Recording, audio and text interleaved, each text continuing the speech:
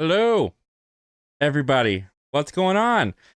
Welcome to the last live show of 2025. Been a little bit since we did a live show. For those who are new, hi, my name's Zach. This is Zach Milne Talks Live, where we hang out, talk about the latest things in movies and TV, as long as there's people in the chat, which there's people in the chat. I wasn't sure if there would be people in the chat. So it's good to see you. Oberthorian Alliance, haven't seen you in a little bit. I hope you guys are doing well. The View with Drew, as always, how you doing, man? And Luke Ponto, we got Epic Tastic Wow, Toxic Gamer, a lot of you guys are in here. I was hoping there'd be some people in here with it being New Year's Eve and all. I mean, right now it's only 10:16 p.m. where I am. So it's not 2026 yet. I know a couple people, I think like Luke is like 3 hours ahead of me, so it's probably 2026 where you are. But for me, still got just under 2 hours to go. And my wife decided to call it in early. My boy is obviously asleep, so I'm kind of sitting around doing nothing. So I thought, you know what? Haven't really gotten on the stream in a little bit. I got some time. I'm probably gonna stay up till midnight. It'd be kind of fun if we brought the show into the new year. So that's what we're gonna do. As long as we can stay on for that long, I'm gonna take your guys' comments and questions. We're gonna talk about the latest stuff going on, at least that I know about. Doomsday, I'm sure will come up. Spider-Man, I'm sure will come up. Stranger Things, I saw the finale. I don't know if we should do spoilers. It's kind of early to do spoilers. Some people might not have watched it, although I'm sure a majority of you guys in the chat, if you're here, you have watched it. I got to go over to my brother's place. We sat down, we finished it, which, we started that show, my goodness, it was like 10 years ago, so I was like 17. Maybe it was a little bit shy. Maybe I was like 17. So he was like 10. It's like 9 or 10 years old. So it's kind of cool. We finished that decade-long journey together. We'll talk more about it, I'm sure, later on in the conversation. But what I really want to do to start off the show, of course, is thank all of you for 2025.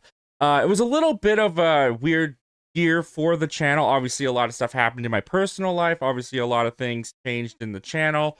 But the views didn't really get hurt from my channel's average, which I could not be more grateful and thankful for. I took a couple creative swings, I guess you could say, a couple different things for the channel that I decided to try out, like a kind of like retro reviews and rankings, and I didn't review too many new movies as I wasn't going to the theater very much this year, but you guys stuck with me, and I cannot thank you guys enough for that.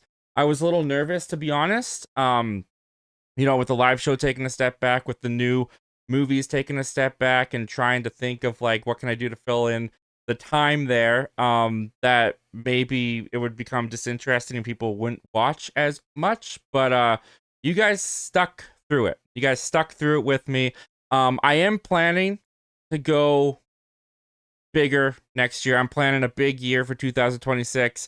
Will all of my plans come to fruition? I don't know. We'll find out. But I really just wanted to jump on. Thank you guys for this year. Another great year, another fun year on YouTube. A challenging year in some ways, but a very rewarding one because of you guys, because of your support, which I, again, cannot thank you guys enough for all of the support. And it has been a really fun year.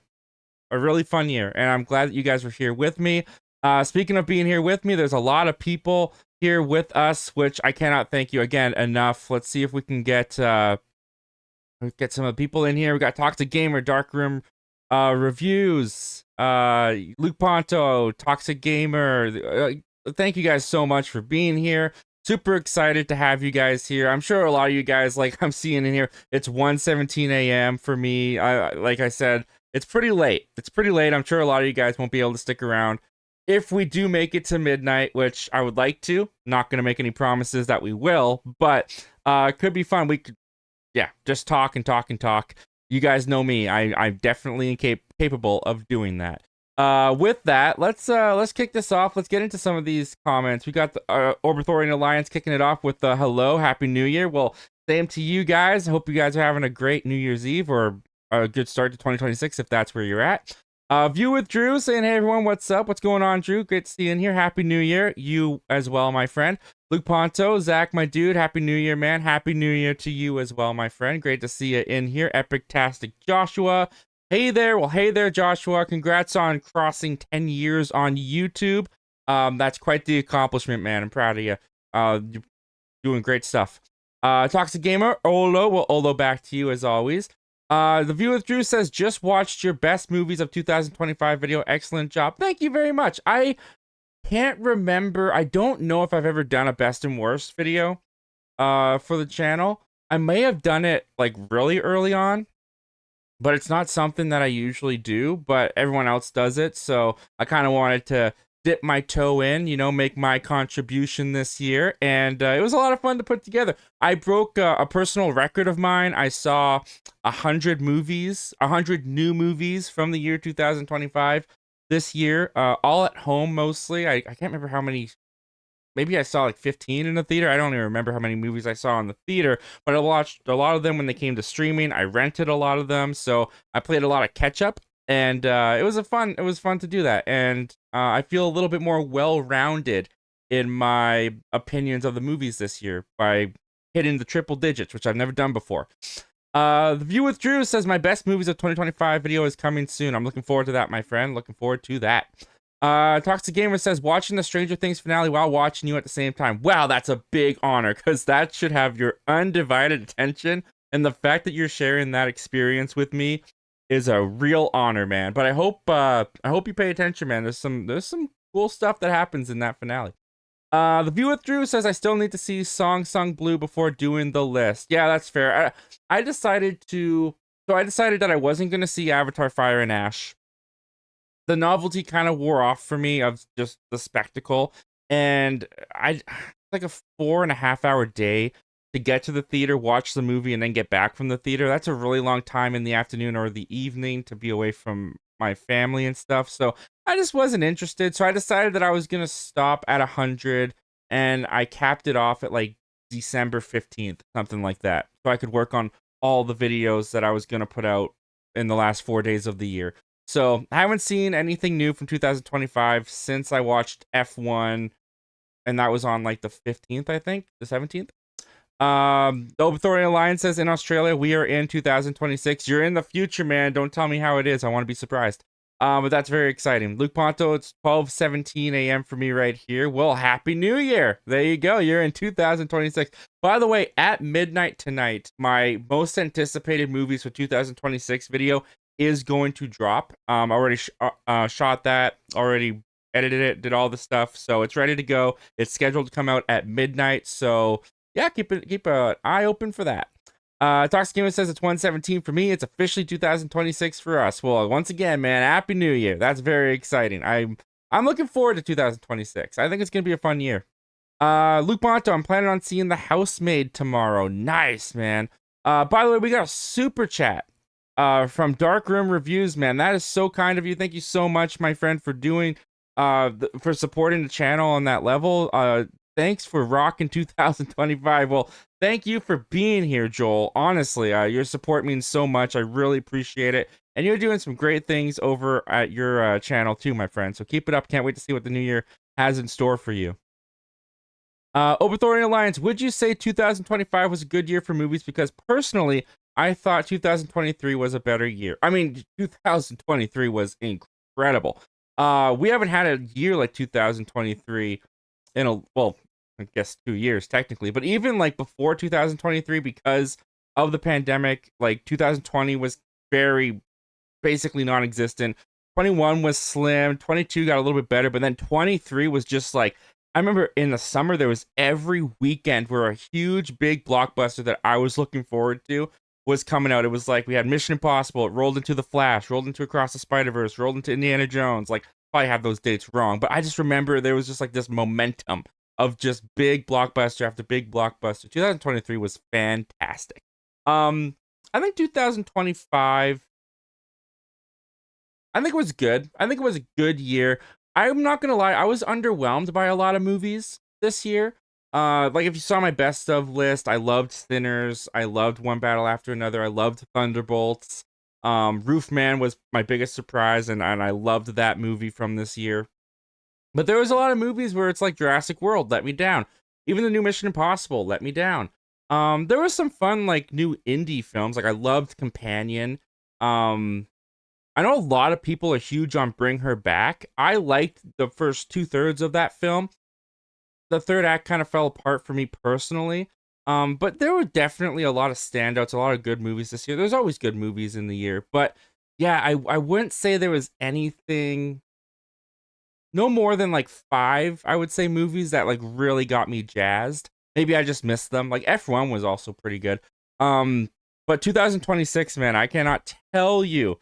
I'm like, what do you call it? Like just salivating at the mouth. Like I cannot wait for the 2026 movie year. It looks to be in competition with 2023. Dark Room Reviews, evening chat, evening dark. Joel, as we already established. It's 10 p.m. here on the West Coast. That it is, my friend. So you're on the same timeline as me. We're gonna hit 2026 at the same time. Luke, the housemaid is wild. Get ready for gnarly twist. Yeah, like I said, haven't been making out to the theater since. Did I see a movie in December? I don't know that I even went and saw a movie in December. I might have. My last movie may have been in November. But yeah, I haven't been in a while. Toxic Gamer, January seems like it's actually going to be pretty solid this year with Primate 28 years later, The Bone Temple, and a couple of others. Yeah, Primate looks cool. I've been seeing a couple of ads for that recently. It was not on my radar whatsoever, but now it's starting to get that marketing push, and people, I think there was actually some reviews out for it at this point, and they're pretty decent. I might check that out. I haven't really gotten into 28 years or days or weeks later, whatever the franchise is called. I tried watching the first one. I didn't get very far into it. It didn't really seem like my kind of thing, or maybe I was just like in the wrong mood to watch it, so I didn't finish it. But I only got like 2 minutes into it, and I was like, I'm not really sure I'm feeling this.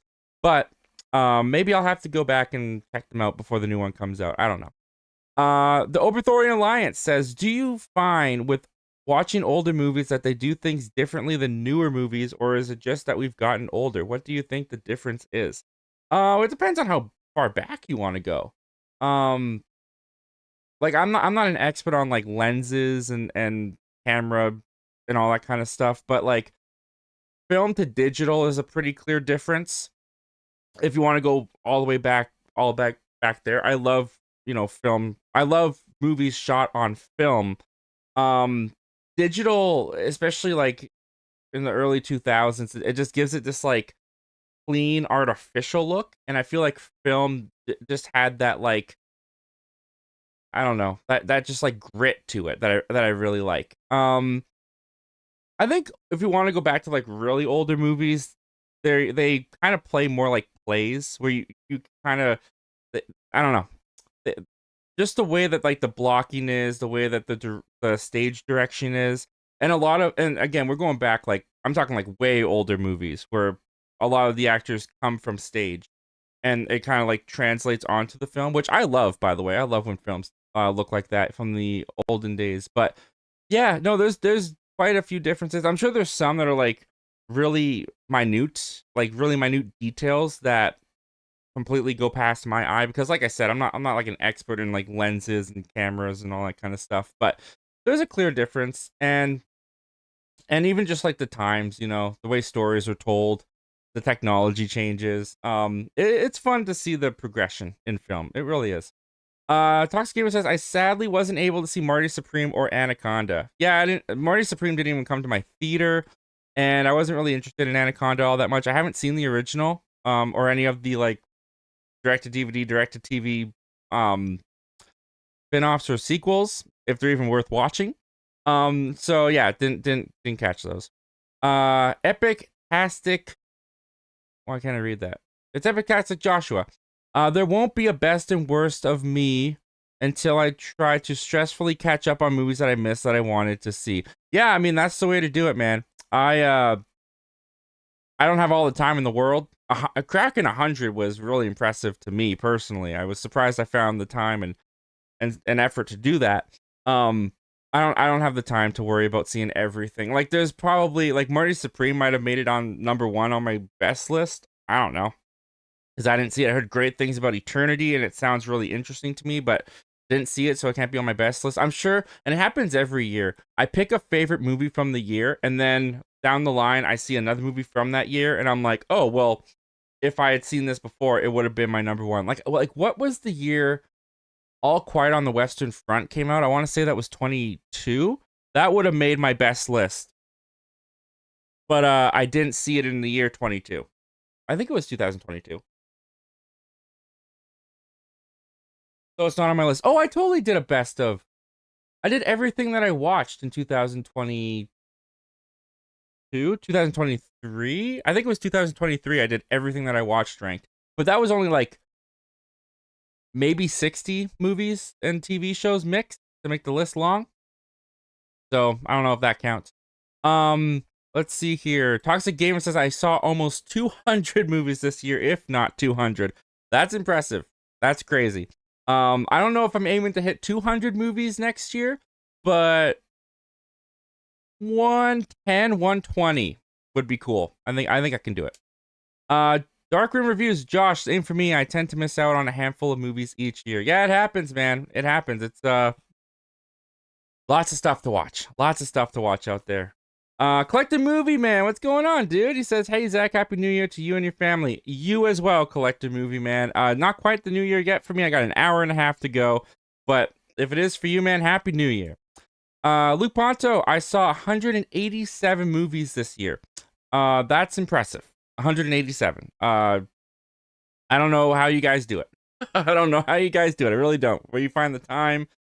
It's crazy. But you know what? Maybe next year. Maybe next year I'll break my record significantly. Toxic Gamer says, what did you get for Christmas this year? Yeah, it was more so focused on my son. Totally how it should be. Totally fine with me. So it was a little bit more lean for me, but I did get some good stuff.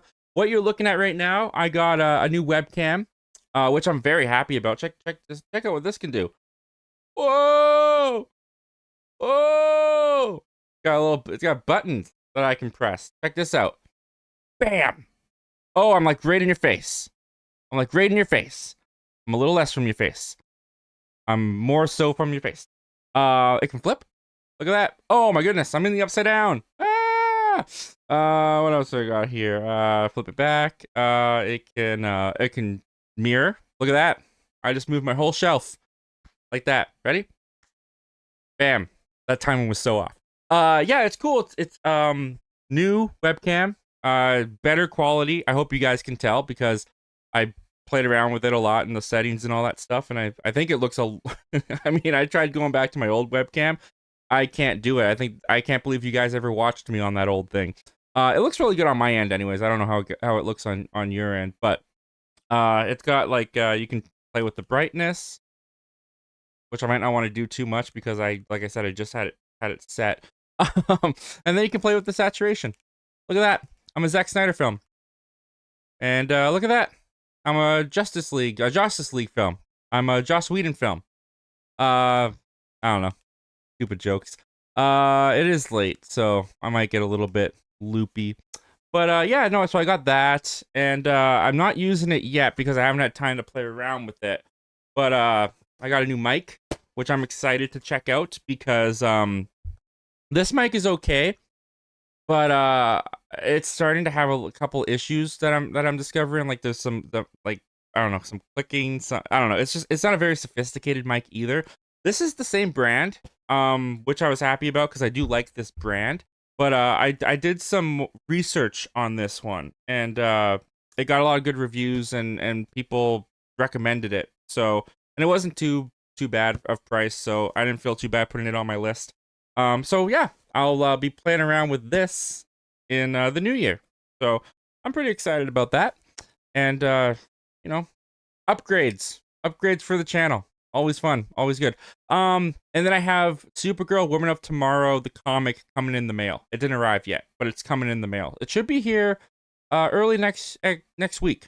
Yeah, early next week. So lean, but really good. And then my son got just spoiled, crap ton of stuff, which is awesome. That's how it should be. I'm 27 now, so Christmas isn't so much about me anymore. Darkroom Reviews says, I'm guessing I saw over 100 films. Nice, man. Yeah, no, I mean, Letterboxd has been a huge saver for me to know how much I've watched. You know, I really like that. The more I go on it, the more I like it. Letterbox. I like the list that you can make. I like that you can categorize it, keep track of what you watched. I use it a lot for like my content that I'm making on YouTube. Like if you want to kind of get an inside window into what I might be working on, following me on Letterboxd is a good way to do that. Because if I'm starting a franchise ranking, I'll start watching the movies and putting them on Letterboxd. Sometimes I write up the like cliff notes of my thoughts on Letterboxd for the video. So yeah, it's good. And then sometimes I post on Letterboxd, and my rating on Letterboxd changes by the time the video comes out because I usually almost treat Letterboxd as like a first time reaction. So like as soon as the movie's over, I just go and write something, and then as it festers in my mind, sometimes I change my mind about things. Epictostic Joshua says it's mainly because most movies I wanted to see either let some toxic fan discourse get to me or wasn't interested in at first, but I'm trying. Was that the end? Or were you gonna say something else? Maybe I read that wrong. I'm gonna try that again. It's mainly because most movies I wanted to see either I let some toxic film discourse get to me or I wasn't interested at first, but I'm trying. Okay. Yeah, I cleansed myself from Twitter. I'm off of Twitter. If you followed me on Twitter, which I don't know how many people followed me on Twitter, but I haven't posted on there in like I think almost 4 months now. I've completely ditched it. It's just not worth it. It's just a black hole of negativity and toxicity that I just didn't want in my life anymore, and I needed to get off of it because you go on it and you see something that makes you a little bit annoyed, and then it's just like in your head for the whole day. Just not healthy. I think there was a bug in my water. I don't know what that was. That was not water though. Water's not supposed to cluster like that. That's gross. But no, what was I saying? Something about, oh yeah, Twitter. Yeah, I'm off Twitter. All that to say, I'm not really fully in the loop of discourse anymore. I don't really see what people are saying unless I see it in someone's or hear it in a podcast on someone's YouTube video. So I don't really even know what was like diversive and controversial this year very much. And honestly, I'm fine keeping it that way. But I can get that, man. I can see how that would turn you off. Toxic Gamer says, would you say the Stranger Things finale would count as a movie this year? No. No, because it's still an episode. It's still a finale. I mean, like, if you want to count it as a movie, it's movie length. It played in movie theaters. So you could count it as a movie, I guess, but it's not a movie. In my opinion, it's not a movie. It's a finale to a TV series. But I could see the wiggle room there. I personally wouldn't count it, though. I wouldn't count it. Especially since, like, it doesn't play on its own. It's the conclusion to a batch of episodes. So if you didn't watch the episodes, it's not gonna make a whole lot of sense to you. It's just not. So yeah, I don't think it counts as a movie personally. But if you want to count it as a movie, go for it. It's movie length. Why not? Toxic Gamer says 2025 there was a lot of movies I loved. That's awesome, man. I mean, I feel like sometimes I'm just on a different wavelength than some of the movies that some people are. Sometimes I feel like I'm a little bit too not negative, but just like unimpressed. And maybe that's just like I'm getting like jaded. I don't know. I don't feel like I'm getting jaded. I feel like I'm really positive and really love film. But I guess it just needs to do more for me to like impress me lately. I don't know. There was a lot to love in 2025. Don't get me wrong. There's a lot to love.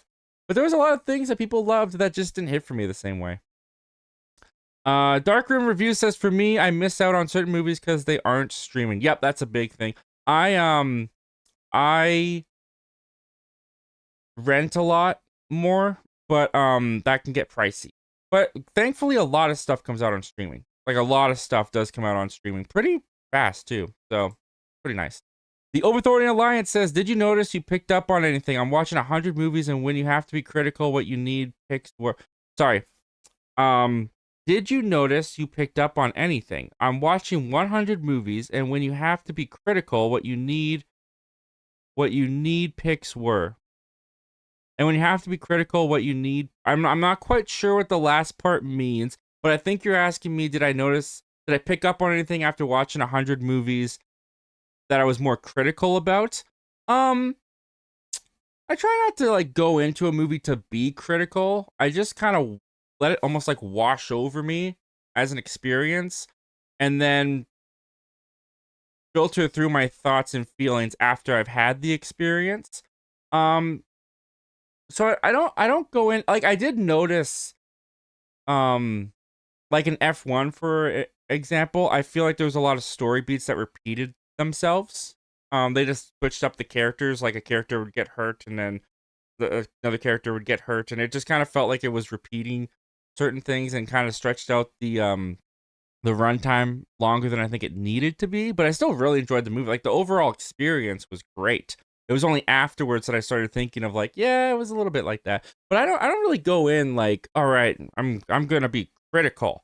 Um, my friends would because I talk about movies in the way that I do, people do in my life think I'm too critical. But I don't know. I'm just like I just wanted to enjoy the movie, and then I'm just honest about how I felt about the movie afterwards. Um, but yeah, no, I definitely don't try to go in to be critical. The Laser says, well, first of all, what's going on, Laser? Thanks for joining, man. He says, hey, bro, just finished Stranger Things, man. What an insane. Also, Happy New Year. Yep, I went over to my brother's place and watched Stranger Things season 5, the finale. I liked it. I did. I won't get into spoilers. I don't know if we're gonna get into spoilers. I don't know if it's probably too early. But I thought they did a really I thought they ended it well. I feel season 5 was it was a little bit stiff. Like that's the words that come to mind for me when I think of season 5 is kind of stiff. Like there was a lot of stuff that I really liked about season 5. I thought Holly was a really great character that I didn't realize they brought back. I totally forgot that Mike had a younger sister, but I liked what they did with her. I loved what they did with Max and her. The Vecna stuff was great. I thought Volume 1 played very well and ended like on that crescendo of a note with Will, and I thought Volume 1 was quite solid. Volume 2 was scattered with really good moments with a narrative that felt very loose and kind of overly stretched out. And I did feel, I don't know what it quite was, but I feel like the majority of the stiffness that I felt came in Volume 2, where the episodes were like over an hour long for the majority of them. And I can't really remember what they padded out the Volume 2 with. Like Volume 2 feels like it could have been like it was only 3 episodes, but it felt like it almost could have been done in like 2 good hour-long episodes that were solid, but there was just so much almost like filler space and space that they just like stretched out to fill in. And so and some of the performances I will say whether it was the editing, the direction, or just the performers themselves, some of it came off a little bit odd, a little off. It didn't feel consistent with the performances that I've seen from 432 and season 1, obviously. So I was a little bit not let down by Volume 2. I just thought it was kind of iffy. It was a little choppy. It was a little rocky. How many more metaphors can I use? It was a little rocky. When it comes to the finale, I like what they did. I think there's still some things that were weaknesses caused by how the season as a whole played out.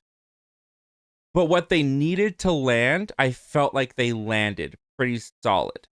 And the overall feeling of going through this like decade-long journey over 5 seasons, really all I wanted by the end was to be satisfied. And I was satisfied. Like I wasn't jumping out of my seat. I wasn't ecstatic, but I felt like it was worth the journey.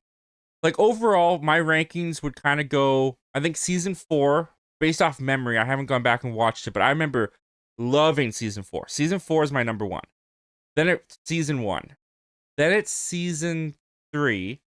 then it's season 5, then it's season 2.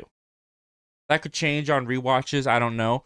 But I was kind of hoping season 5 would land in the top 3 at least. I mean, the dream is to have it at number 1, but I would have taken second spot. I would have taken third spot, but I was a little bit disappointed. It's my fourth favorite season of 5 seasons.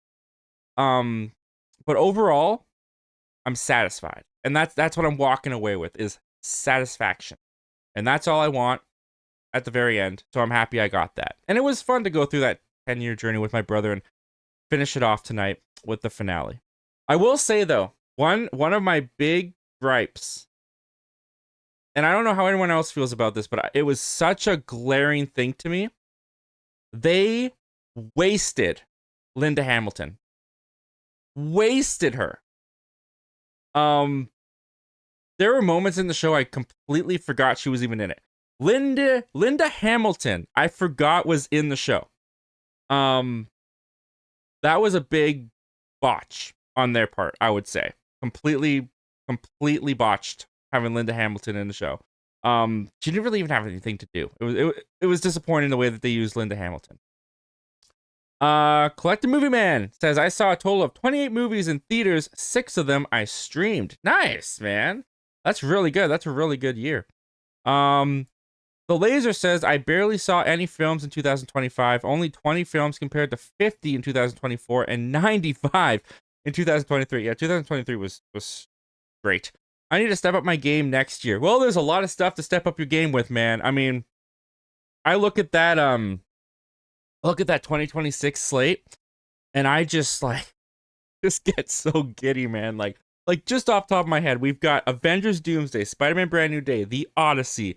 I'll throw Mandalorian and Grogu in there, even though I'm not super excited. It's still going to be a Star Wars film in theaters, so I'm definitely going to go see it. Toy Story 5, live action Moana, which not super excited for, but Clayface, Supergirl, it's just so much. There's so much to be excited about. I can't wait. The Obithorian Alliance says, what was it about Mission Impossible 8 that let you down? Was it too many references to the first movie, or how easy it was to defeat the AI? A little bit of both. I would say I really enjoyed Dead Reckoning Part 1. I guess now it's just Dead Reckoning. But there were things in Dead Reckoning that they set up, that they teased, that they did not deliver on in Final Reckoning. And a lot of that had to do with Gabriel. Gabriel as a villain, I thought, was very, very weak. And in Dead Reckoning, they kind of make it seem like this is like Ethan Hunt's be-all, end-all. This is his Thanos. There's something about the past that connects them, something to do with how Ethan even got into the Mission Impossible force. And they didn't expand or touch upon that anymore whatsoever in Final Reckoning. And it felt like the movie was very bloated with story. And it felt like in the editing bay, they had a lot of trouble really putting the story together. So there were a lot of flashbacks. There were a lot of even retcons, I would say. Like, without, I don't know. Can you spoil it? I'll spoil it. The rabbit, or the rabbit's foot in Mission Impossible 3, the way that they tied that into the entity, that's not what the rabbit's foot was in Mission Impossible 3. Like that was a complete retcon. And it was almost an unnecessary retcon. I don't know why they felt the need to tie every little thing to the first film. Even the guy who was in the room when Ethan Hunt comes down on the wires in the first film and drops his knife, and the fact that they brought the knife back and everything, like, it just felt like try hard to me. But the stunts were still really great. Like, I loved the submarine sequence. I loved the plane sequence at the end with them jumping back and forth. But even in the submarine sequence, like, there was so much suspension of disbelief to the point that Ethan Hunt just kind of seemed invincible by the end of that sequence. Like, he should not have lived. He just should not have lived. So I feel like they had trouble juggling the story, juggling the characters, and they just kind of overdid it with making it the finale to everything. So I was hoping for a more streamlined story. I was hoping for one that paired better with Dead Reckoning and built off of the Dead Reckoning. And I just don't feel like I got a lot of that in Mission Impossible Final Reckoning. but I do lean more to liking it than disliking it because of the sequences that did work for me. But I was very let down by it. I was very excited for it. I was looking forward to it all year. Missed it in theaters. Finally got around to watching it at home, and it was a disappointment by the end of it. But not a terrible movie. I wouldn't say that.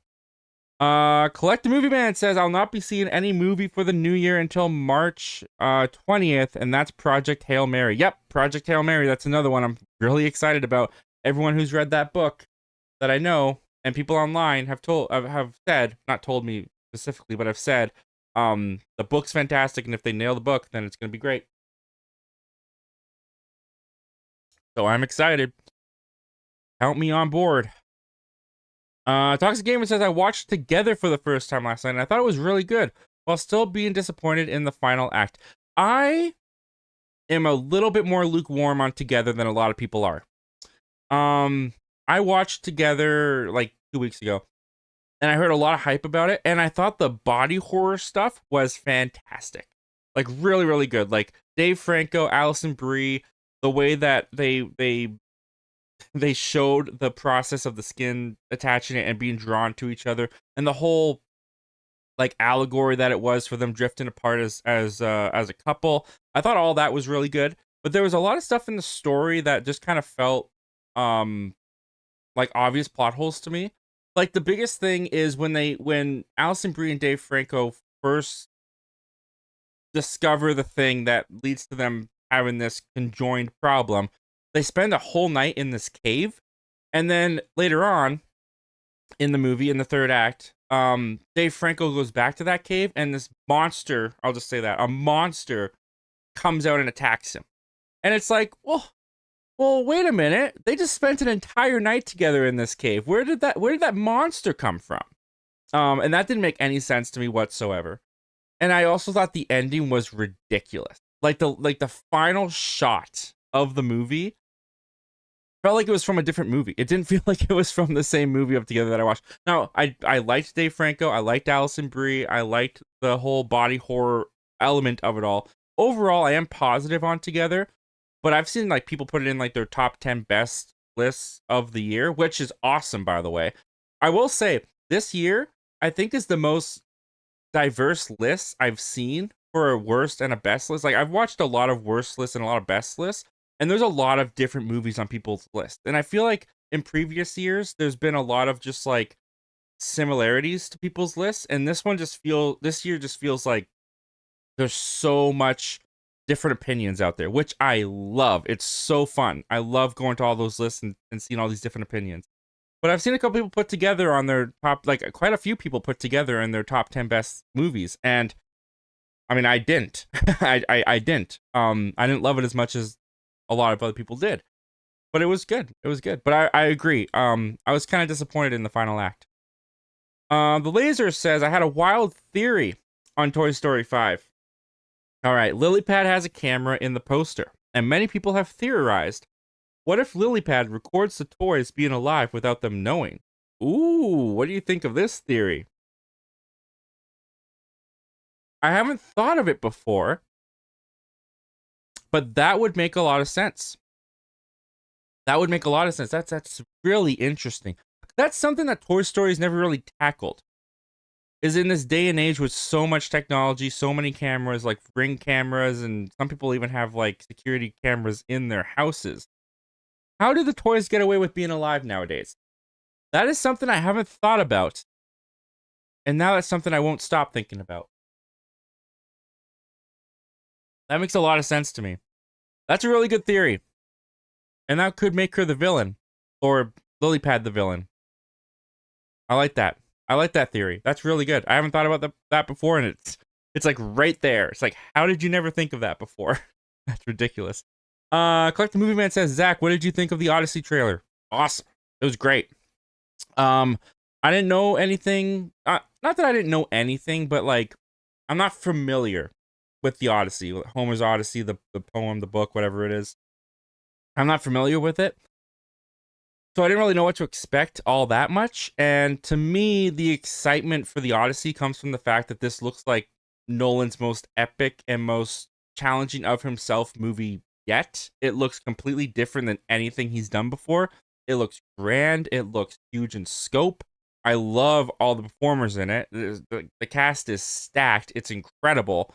And yeah, Nolan just continues to impress and impress and impress. And the fact that he's now taken on a different genre, a different type of story than he's ever done before, I'm really excited to see how it turns out. And that trailer looks very promising. Very promising. The Obithorian Alliance says, what are your thoughts about Ahsoka Season 2 being delayed?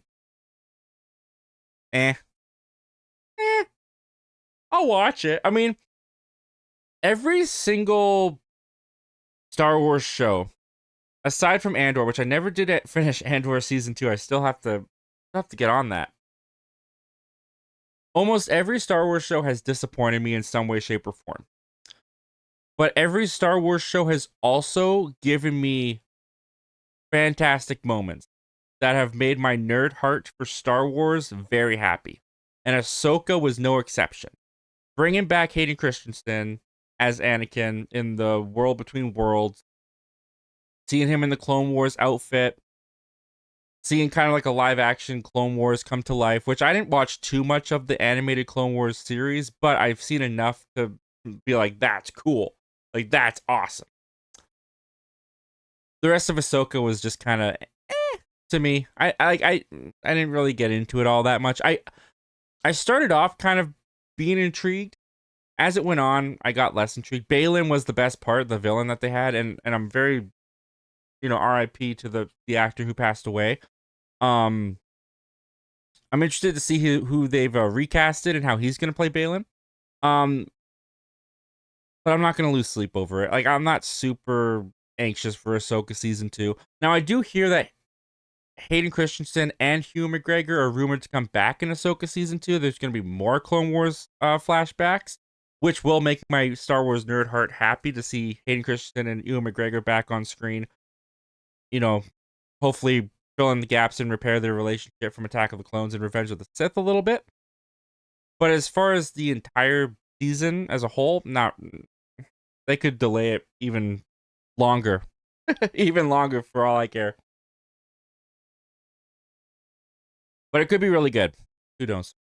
The Laser says, I also wanted to say, hope you had a great Christmas with your family and Happy New Year's. Yes, you too, my friend. Happy New Year. Hope you had a great Christmas. I had a very nice Christmas. My Christmas was very laid back, but I had like 4 days off of work. So that was very nice. Had a very nice little vacation there. Collector Movie Man says, here's my 2025 favorite movies. Number 1 is Superman. Number 2 is F1. Number 3 is Mission Impossible: The Final Reckoning. Number 4 is Sinners. Number 5 is Nuremberg. I heard that was fantastic. Never got around to seeing it. Number 6 is Roofman. I love Roofman. Kind of underrated at this point. Love that movie. 7, Naked Gun. Very fun. 8, Wake Up Dead Man. Loved it. 9, The Long Walk. Fantastic. And number 10, Ballerina. And you keep going here with number 11, Avatar: Fire and Ash. 12, Wicked for Good. 13, did I lose something? Something just changed on my screen. Okay, it doesn't look like it was anything important. The stream's still there. You guys are still here. I'm still here. Okay. Number 11, Avatar: Fire and Ash. 12, Wicked for Good. 13, Fantastic Four: First Steps. 14, One Battle After Another. 15, Nobody 2. Nice list, man. I saw a total of 239 movies this year. That's with new movies, old movies, and movies I've watched repeatedly. Wow, man. That's awesome. Like living the film fan dream. That's awesome. You got a lot of good picks on here, man. I've seen a majority of them, and I like pretty much all of them. Yeah. The only one I wouldn't like is Wicked for Good. That's the only one on your list that I've seen that I would say wasn't a fan of. But other than that, yeah, awesome picks, dude. Well, Wicked for Good is a good pick too. It just wouldn't have been my pick. Toxic Gamer says, what are your picks for the best villains of 2025 in movies, TV, video games, books, etc.? Well, I don't read very much. I know that's terrible. I shouldn't say that. I shouldn't encourage that. But I don't read very much. Unless, I'm counting Rabbit from the Winnie and Pooh book that I read to my son over and over and over again at night. Rabbit being just cranky old. Yeah, just I've read that book so many times. So I can't really give books.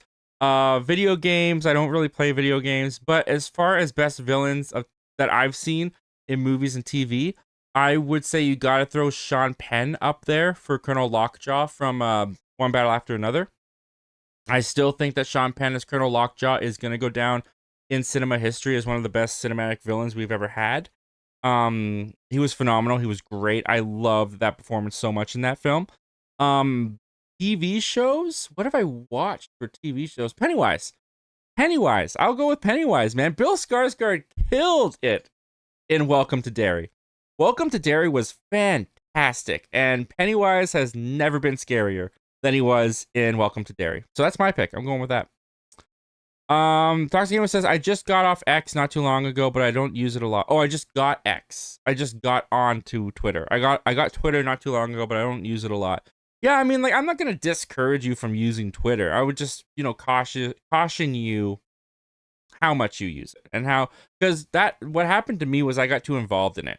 Like it got to a point where it was like, I have a spare second, I'm gonna go on Twitter. Oh, someone just said something that I think is an idiotic take. Now I'm upset. As childish as that is, that's how it was for me. I would go on Twitter, I'd be like, wow, look, that's an idiot person, and then I'd be like, oh wow, now I'm feeding into negativity and I'm being negative myself, and I could have just like gone outside and ran down the street instead of going scrolling on Twitter. I don't know. So yeah, I got to a point where it was affecting me. I noticed it was affecting me, and it had to go. I don't think Twitter's a bad thing. So not discouraging you from using it. I mean, there's a lot of fun to be had on Twitter. It's a great news source.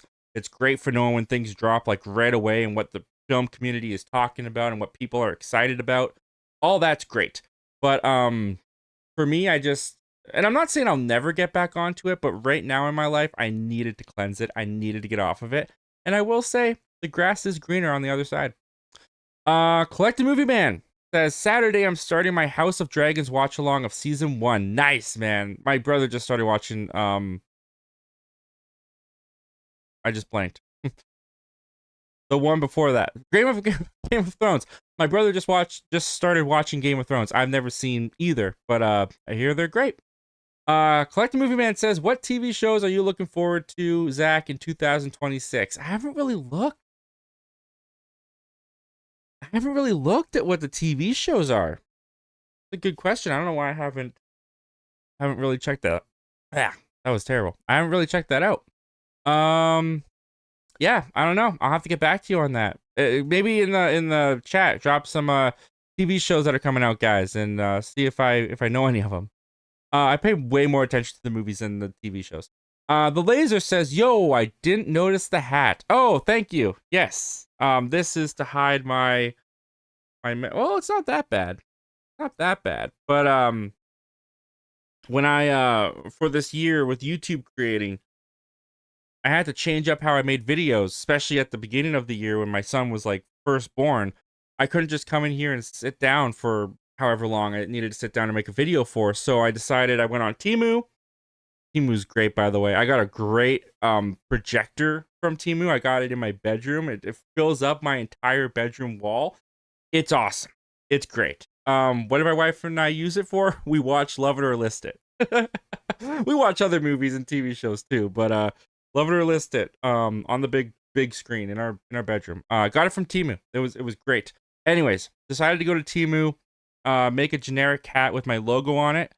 So I could come in here, throw on the hat, shoot a couple seconds if my wife needed me, if I needed to step out of the room, resume the shooting later, come back later, but keep the continuity. And hair continuity is the hardest thing to keep. It flops all over the place. So I decided I'm just gonna wear a hat. So chances are, if you watched the video in the beginning of the year, and even after the beginning, even like mid-year, the reason I have the hat is because the video was shot over the course of a couple days, even sometimes a week or two.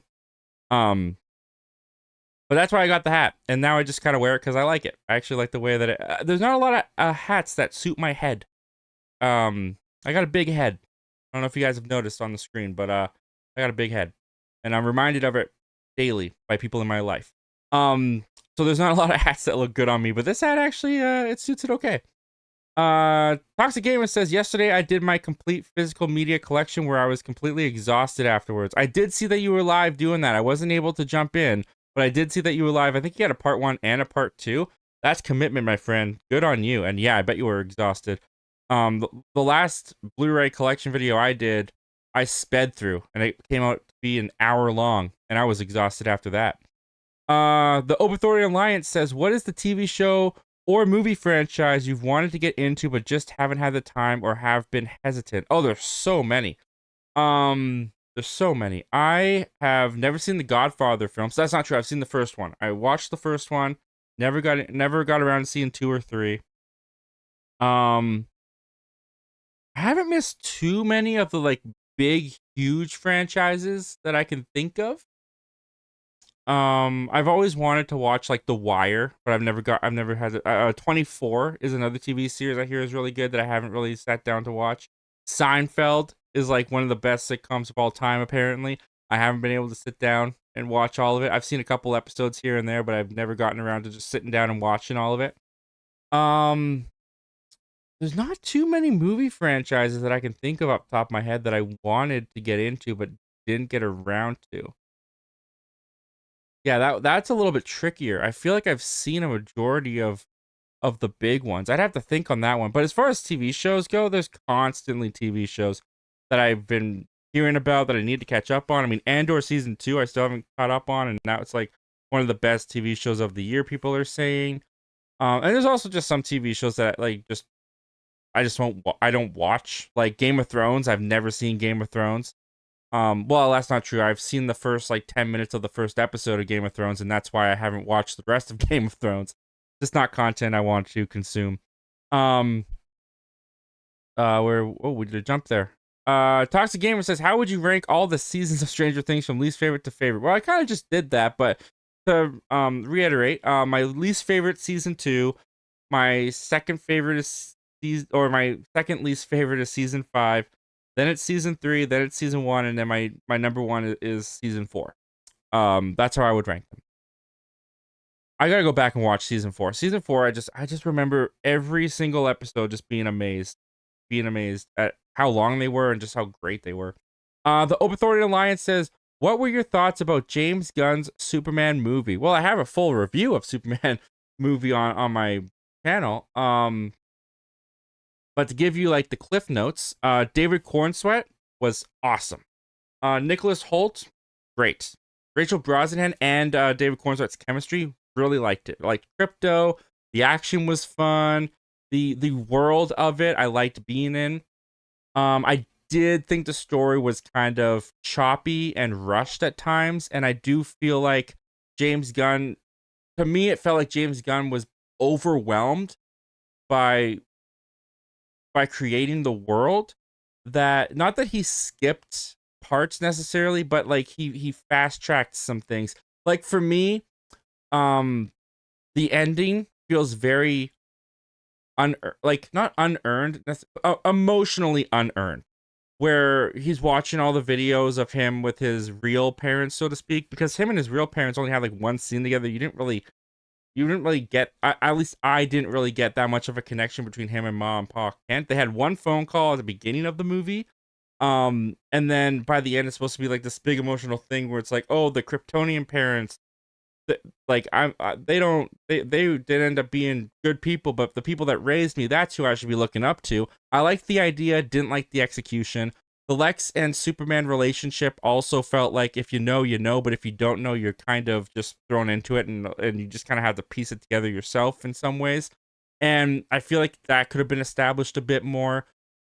And I do feel like just the story itself just felt a little bit messy to me and a little bit all over the place. But I am positive, like I like it. Like whenever I bring up complaints about Superman, people think that like even like people I've talked to in life, like, hey, you didn't like Superman. What are you talking about? I liked Superman. I gave it a recommend in my review. I just didn't think it was like the greatest thing, first of all, that James Gunn has ever made. And it's not even my favorite Superman movie. At least not at this point.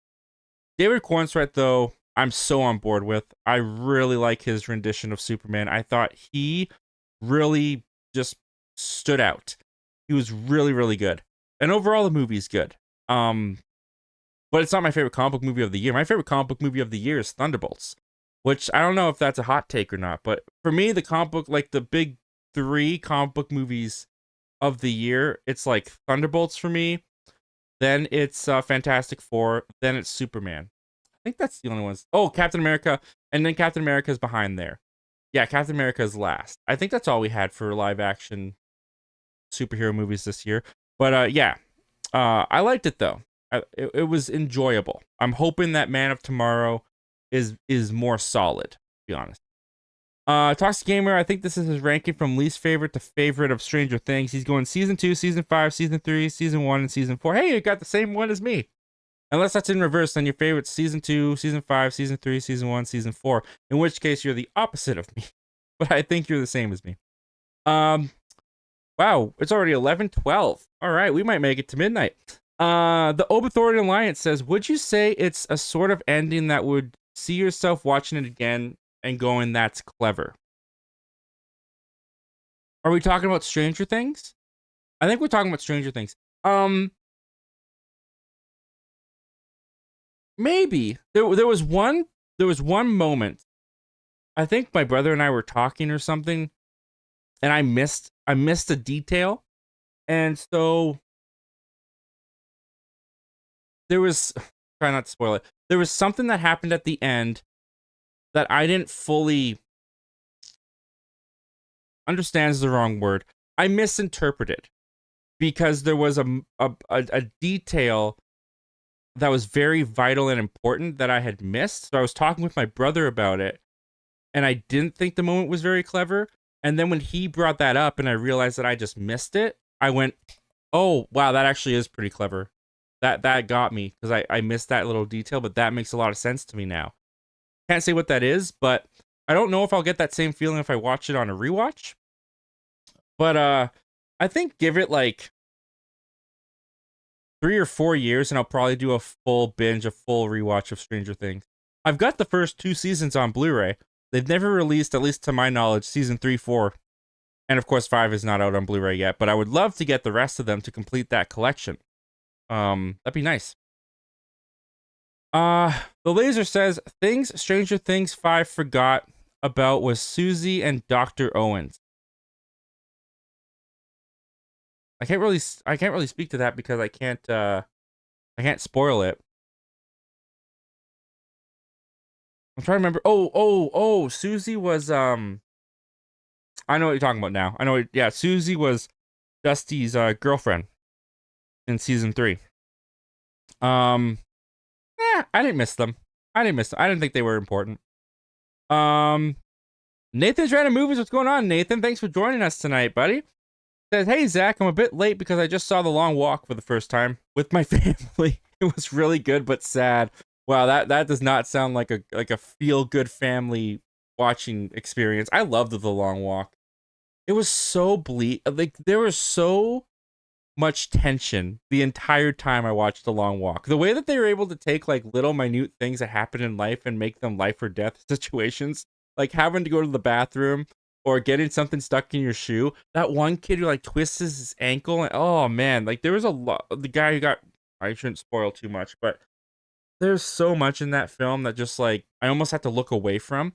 But the core foundation of friendship that the movie explores, I thought was so good and so beautiful, and the human spirit of survival. There's so much about The Long Walk that I loved. And fun fact, Mark Hamill did 2 Stephen King adaptations this year, The Long Walk, and he was also in The Life of Chuck, which is kind of fun.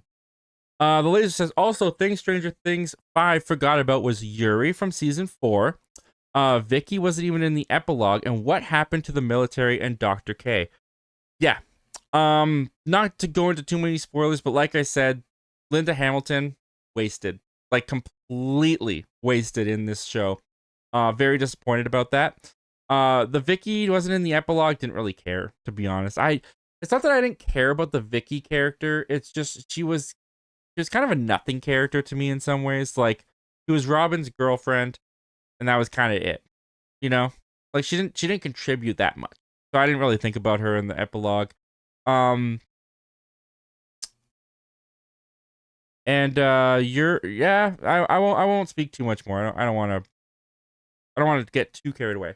Collective Movement says A Knight of the Seven Kingdoms 2, House of the Dragon. Oh, these are your most anticipated TV shows. Okay. A Knight of the Seven Kingdoms. I don't know that one. House of the Dragon season 3. Euphoria. I don't watch any of these so far. Silo season 3. Maul Shadow Lord. I don't really. I'm not gonna watch that. Ahsoka season 2, which I heard got delayed. Apparently. The Scrubs reboot. Scrubs is a show I've also heard really great things about that I've never gotten into to watch. 7. The Testaments. I don't know what that is. Daredevil Born Again season 2.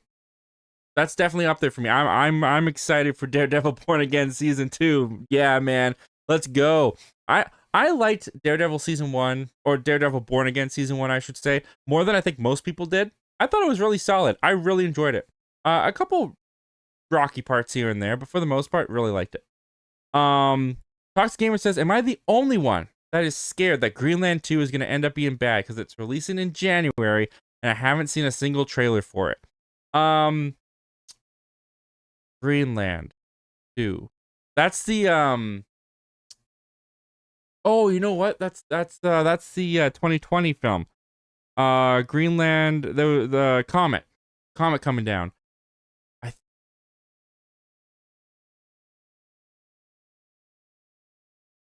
Can they do a sequel to that? I mean, I guess Independence did a sequel, but look how that turned out. You're right. I don't know. I've never I've not seen a trailer for Greenland 2. Like 6 years? Was that movie from 2020? Like 6 years later? Okay. I'll check it out. First one was pretty decent. Nathan's Random Movies says, "My favorite movie of the year is Marty Supreme, and it wasn't in your top 10. Haven't seen it. If you haven't seen it, it was absolutely phenomenal. Highly recommend. Please see it in the theater. You'll not regret it." I can't. My theater's not playing it. My theater is not playing Marty Supreme at the moment, and even if it was, I don't know if I'd make it out to see it. But yeah, it was not in my top 10 because I've not seen it. That's the only reason that I haven't seen it. I've only heard one person say one bad thing. It was a pretty significant bad thing about it. But John Campia, who I listen to his show almost daily, he hated it. That's the only person I heard hate it. Everyone else I've seen, everything else I've listened to, they absolutely adore this movie and love it. So I think I'll like it, but I haven't seen it. The Laser, how was your 2025, man? For me, it was a mixed bag with lots of highs but a lot of negative moments. I hope 2026 is a little bit better for me, but overall 2025 was all right for me. Well, I'm sorry it wasn't the best year, man. I'm definitely praying and hoping for better things for you in 2026. For me, 2025 was a life-changing year. Absolutely. I mean, my son was born. That's kind of it, but it's a big thing. That's kind of it, but it completely changes everything about your life. Like, they don't lie about that. So 2025 for me was a good year. Like, it was unforgettable year. It was an unforgettable year, 100%. Nathan Trying Movie says, "Dude, the best show of the year to me is still Andor season 2. What are your thoughts on it?" I know you ask this every time, Nathan, and I'm such a jerk, but I haven't watched it. I haven't finished it yet. I'm like halfway through it. And then I just like got into movies, and then I got into other TV shows, and then everyone stopped talking about it, so I fell out of the conversation, and then I haven't finished it, and I'm sorry. I'm really sorry. You're the one person who keeps asking. You deserve to hear my thoughts, and I keep letting you down, and I'm very sorry. I haven't finished it. Maybe 2026 will be the year I finish it. When I finish it, I will tell you, Nathan. I promise. I will. If I have you on Instagram, I don't know if I do. I will directly message you what I thought about it, because you've asked so many times. You've been so loyal, and I keep letting you down, and I'm very sorry, my friend. And the funny thing is I loved Andor season 1. Like, there's no reason why I'm not finishing the show besides that I just get sidetracked and distracted. Toxic Gamer says, "My top 5 favorite movies of the year are Frankenstein, K-pop Demon Hunters, Thunderbolts, Superman, and Sinners." Very good picks, my friend. Frankenstein is a fantastic movie. It's just not a movie that I necessarily gravitate towards. I don't see myself watching that on repeat. Or honestly, I don't really see myself watching that again anytime soon. So for that reason alone, it didn't make my favorites list. It's just not one of my favorites, but it's a really good movie. I enjoyed K-pop Demon Hunters, but I think the soundtrack eclipses the movie itself and the story of the movie personally for me. But I really enjoyed the animation, and like I said, the songs are fantastic. Thunderbolts is up there for me too. I love that film. Superman did not make my favorites list. I don't even know if I could give it an honorable mention. It's probably in like the 20 range, somewhere in there if I did that. But Sinners, yeah, was one of my favorites. It's up there for sure. I battled with, well, I don't want to spoil the video. I don't mind if I spoil the video. I battled with putting that at number 1, but if I was being honest with myself, if I had the option to watch Roofman or Sinners again, I'm picking Roofman. Like I loved that movie, so it had to be number 1. Collective Movie Man said the guy they used to replace Balin was one of the actors from Game of Thrones. They knew each other, this actor and the actor who played Balin. Oh, that's really sweet. They got one of his friends to replace him. I like that. He played the Hound in Game of Thrones. I don't know Game of Thrones, so that doesn't really mean anything to me. I'm sorry. Toxic Gamer says my top 5 worst movies of the year: Alexander and the Horrible No Good Very Bad Road Trip. Oh wow, they did. I actually did know that they did that. I saw that on Disney Plus, and I skimmed right past it. Star Trek Section 31 I heard was very bad, and I'm not a Star Trek Advent watcher, so I did not watch it. Kinda Pregnant made my list as well. Bride Hard, never saw it, and The Twits. Well, I'll be sure to stay clear of all those movies so that I don't have to experience the pain that you went through watching those. Nathan's Random Movies says most disappointing movie of the year to me was 28 Years Later. That's interesting. I thought I heard a lot of people really liked that one. I didn't. But I mean, like, of course, you don't have to like it just because everyone else liked it. But I think you're the first person that I've heard is like disappointed by it. But you know, I haven't seen it, so what do I know? I feel like I'm the only one who didn't like. I'm sorry, man. I literally just piled that on. I'm sorry. I should have kept reading. You didn't need that. You didn't need that from me. You didn't need me to pile on more to what you were already feeling. It's not true. You're not the only person who didn't like it. It's not true. I feel like I'm the only one who didn't like it, and the sequel comes out in January, but I've seen barely any marketing for it. The only marketing I've seen for it is Sean Chandler and I think 3C Films and Cody Leach have seen it. No, it was Greg Alba from The Real Rejects. They saw it. Sean Chandler and the Real Rejects, and I think 3C Films had out of the theater reactions for them. And I watched Sean Chandler's for sure. He seemed to really like it. I don't remember if I watched all of Greg Alba from The Real Rejects. I can't remember. I remember Sean Chandler's pretty well, and he really liked it. Toxic Gamer says, what is your favorite Rob Reiner movie? That's a really good question because, okay, here's the thing. I'm going to look this up because before the tragic loss of Rob Reiner, I'm just going to be straight up honest. He wasn't a director that was very much on my radar. I didn't think about him very much or his movies until he passed away. So I'm not very fresh. So let me just look really quickly at his filmography. I didn't know he directed Stand By Me. Stand By Me is up. I have actually not seen a lot of his movies. I'm not gonna lie. Princess Bride is up there. Stand By Me is up there. From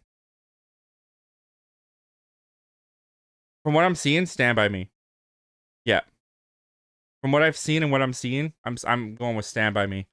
That's my favorite Rob Reiner film.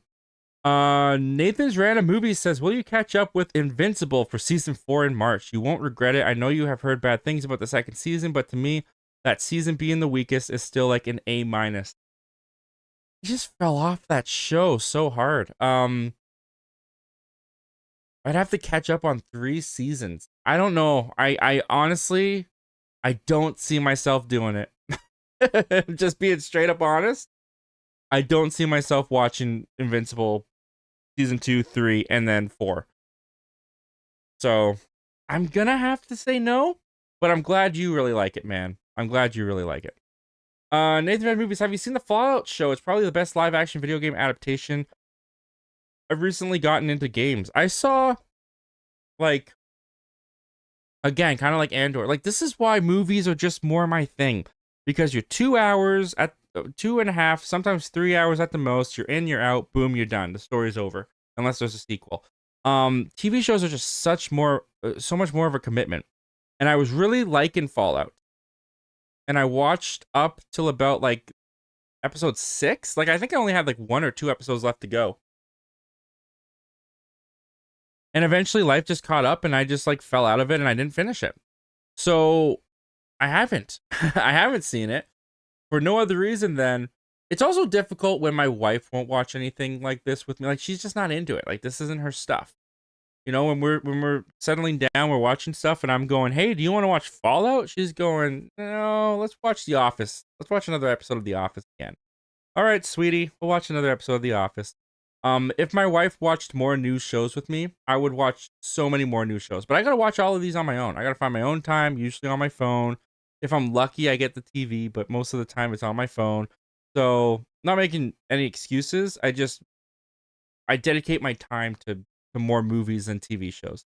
But I was liking the Fallout show.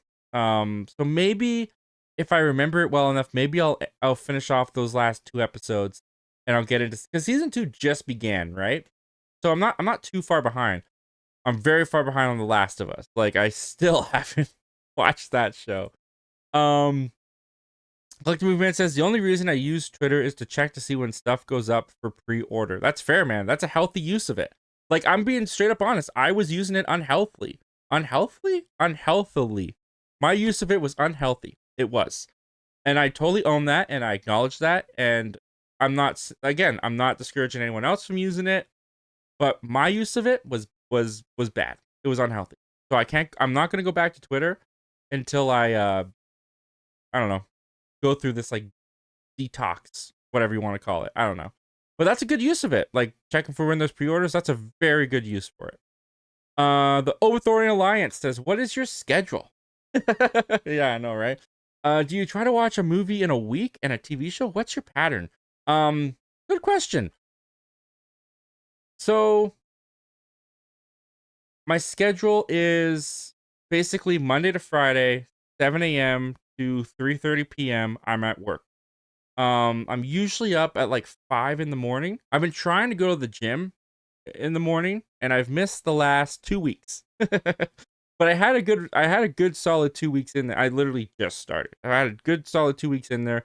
Then my brother needed a couple rides up to his university, so I stopped going to the gym so I could give him rides. Uninteresting and not needed story. But so I usually get up at 5. I get ready for work. I blah blah blah, do my thing. I'll watch either some YouTube videos in the morning, just like if I'm groggy and still waking up, or I'll start a movie. Then I go to work from 7 to 3:30, and then on my lunch break, I'll continue watching that movie. Then I come home, play with my son for a little bit, make sure my wife is good, ask about her day, have our connection time and all that kind of stuff. Then my son goes for a nap. And if my wife is feeling like she wants some alone time, then I go back to watching my movie. That's usually when I can get it finished. So I usually start it before work, watch more on my lunch break, and then finish it by the end of nap time. Then we roll right into dinner. So get my son ready. We go and eat, and then it's clean up after dinner, and then it's family time, playing with my son some more, and then around 8:30 he goes to bed.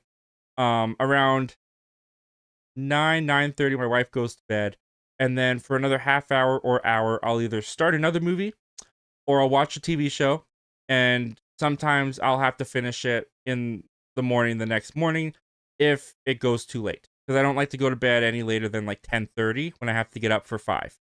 So that's kind of my schedule. That's my weekday schedule.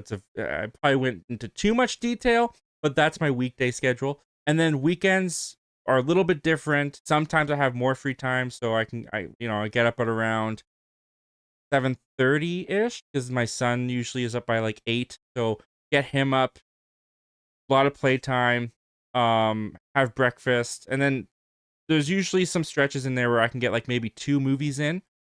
Um, and then it's like, nap time, and then we're doing things. We've got errands to run. This person wants to hang out. We go to this person's for dinner. Sunday's church. And so the weekends can fill up a lot more. So I watch some stuff in the evening, like laying in bed next to my wife usually. And then the weekday begins and all that starts again. So there's kind of my pattern. There's kind of a look. And then I also have to, in the mix of that, decide when I want to do YouTube. So in the like when my wife and my son go to bed at like 8:30 is usually when I will either watch a movie or watch a show or come in here and do a YouTube video. And then the weekends are a little bit different. Sometimes it's in the afternoon, sometimes it's in the evening, but I can make a lot more YouTube videos because I can go later into the night and start a little bit earlier sometimes too. So it's not like a consistent schedule in that way. But yeah, that's probably way too much detail. Probably went way too long into that. But that hopefully gives you a window of an idea of my time. Nathan Johnny Movie says, "What is the most overrated and underrated movie of the year to you?" Man, people are gonna hate. I've been seeing a lot of people and their best of put Bring Her Back, and I think that's a little overrated, personally. I thought Weapons was overrated, personally. I know. I liked it. I thought it was good. But some people were making it seem like it was like the second coming of movies for this year, and it was just I don't know. It was good. It was a solid good. I couldn't make anything better, that's for sure. But as far as my experience watching it, I thought it was good. Underrated, I gotta go Roofman. I love that movie, and I don't know people I've seen talking about it. And The Baltimoreans. The Baltimoreans was a movie I watched over the holidays. I love when I find a new holiday movie.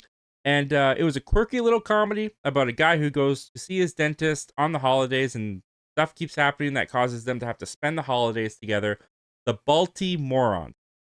I thought that was a pretty good movie. I think it's underrated. Those are the two that are coming, or I guess 3 that are coming to mind at the moment. Toxic says, overrated Jurassic World Rebirth, underrated Wolfman. I was very disappointed with Wolfman. I was very disappointed with Jurassic World Rebirth. Both of these, I don't know if Jurassic World Rebirth is overrated. I didn't see too many people loving Jurassic World Rebirth. I've heard more negative word on that than positive word on that. And it even it did well, like very well at the box office, but it didn't hit that billion mark, which the Jurassic World movies usually make $1 billion in their sleep. I guess overrated could be Superman. Like I've seen a lot of people loving that. I guess I could say that's overrated. But then I just come across as more of a James Gunn Superman hater, and I don't want to be a James Gunn Superman hater because I'm not. But that's how people interpret when you say things like that. By the way, we're less than 20. Nope. That says 11:34. So we are about 25 minutes away from hitting the new year. I think we're gonna hit it on this stream, guys. I think we're gonna go over on the stream. So I should speed up on this because you guys are killing it with the questions. I didn't think there'd be so many questions this late at night. I really appreciate you. Anyways, Nathan Movie says, dude, I watched through Breaking Bad for the first time. It's a life-changing experience. What is your ranking of the seasons? Oh man, I did a first time watch of Breaking Bad like 2 years ago. Oh man. I couldn't tell you. Right now because I watched it. No, I don't know. I honestly couldn't tell you because I watched it. I binged it. So I don't even know what episodes are like. Season 1's obviously very solid. Loved season 1. But I don't know. I liked the later stuff, like season 5 and the final season I thought were really good. But 2, 3, 4, I don't really, they all kind of mesh in my brain. I don't really remember distinctively what episodes were in each season, so I don't know. I'd have to look at that. But I loved the show. The show was awesome. Toxic Gamer says it was a part 1 and part 2 because my mom accidentally called me during the first live stream of my collection. Ah, yeah, been there. Been there, man. I used to make videos when I was living at home too. Been there.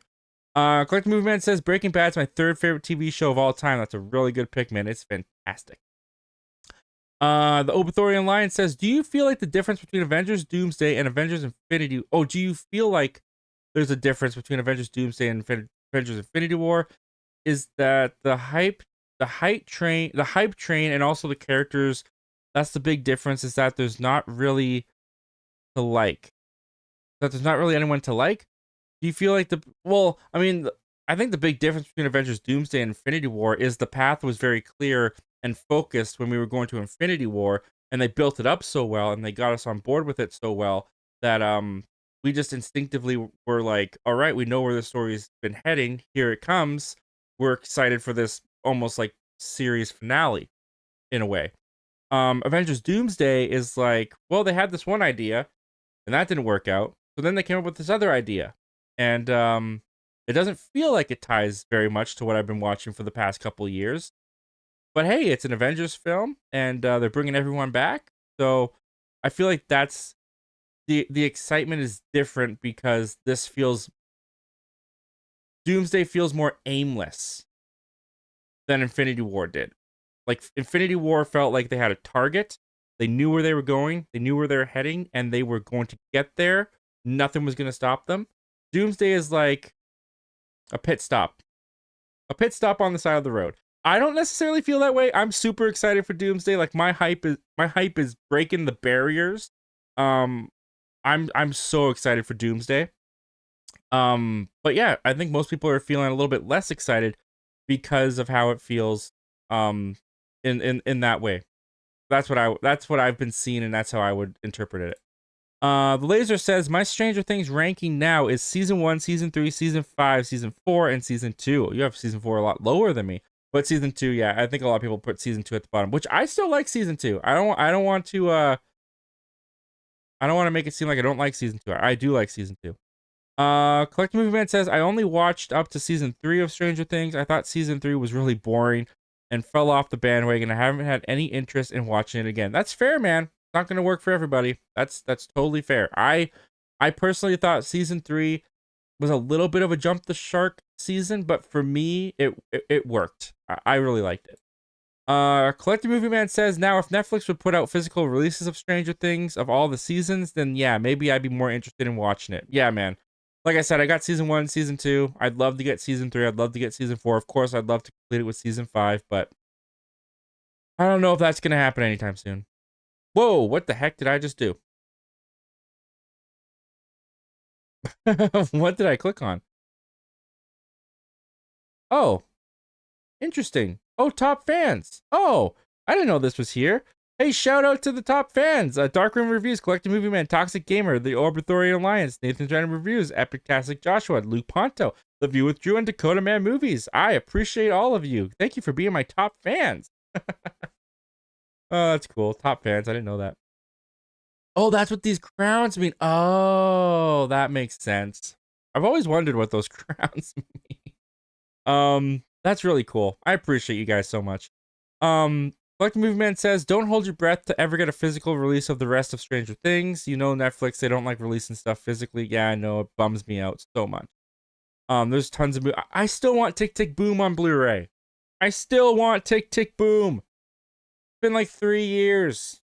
Maybe you can get it on Blu-ray. Maybe I just don't look hard enough. But, I mean, man, I love that movie. Like the Movie Man says, unless the director has a deal with them and makes them put it out on physical, that's the only way it will happen. Yeah, we'll see. Maybe when they buy Warner Brothers, maybe they'll let their stuff go through their physical media department. Or maybe they'll scrap their physical media department. I don't know. It could go either way. Laser says, sorry for the spoilers, guys. They weren't too bad. I think you did pretty good. The Orbitorian Alliance says The Long Walk was such a surprise movie. I wasn't expecting it to be any good, but the only thing I would say that I was disappointed about was the ending. I've seen a lot of people say that they were disappointed by the ending of The Long Walk. I don't see that. I thought the ending worked really well for me. I was very emotionally invested in the ending, and I thought it played really well. I don't know. I don't know what people mean when they were disappointed by the ending.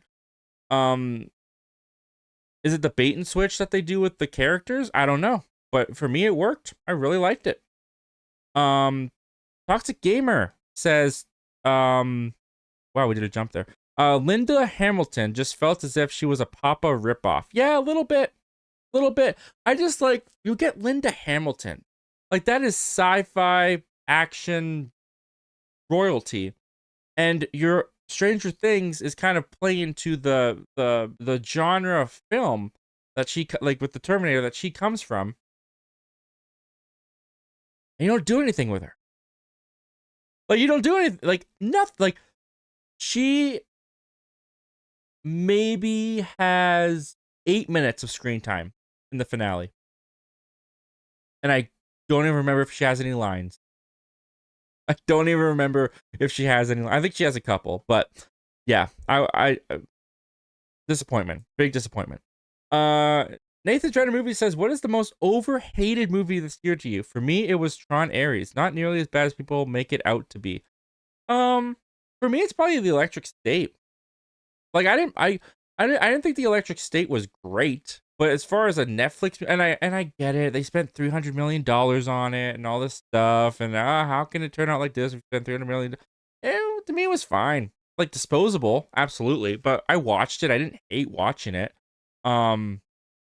It was a typical kind of streaming movie. Like I didn't see the outrage from it. Like I saw a lot of people outraged about The Electric State. And I don't know.